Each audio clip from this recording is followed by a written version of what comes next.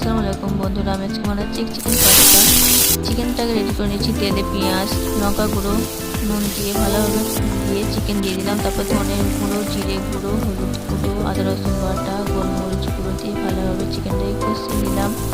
তারপর অল্প একটু পানি দিয়ে নাড়াচাড়া করে চিকেন রেডি। ফুটন্ত পানিতে নুন, তেল দিয়ে পাস্তাটা দিয়ে দিলাম। পাস্তাটা সিদ্ধ হয়ে আসলে ছেঁকে নিয়ে ঠান্ডা পানিতে ভালোভাবে ধুয়ে নিতে হবে। কড়াইতে তেল গরম করতে দিয়ে পেঁয়াজ, লঙ্কা দিয়ে ভালোভাবে নেড়েচেড়ে ডিম দিয়ে ফুরফুরি বানিয়ে নিলাম। পাস্তাটা দিয়ে দিলাম। পাস্তাটা দেওয়া হয়ে গেলে নাড়াচাড়া করে তাতে সস দিয়ে দিলাম, soya sauce, red chilli sauce, tomato sauce, chilli sauce দিয়ে তারপর চিকেনটা দিয়ে দিলাম। চিকেনটা দিয়ে ভালোভাবে নেড়ে চেড়ে পাস্তা মশলা দিলেই রেডি। বন্ধুরা, ভালো লাগলে বানিয়ে খাবেন, সাবস্ক্রাইব করে দেবেন।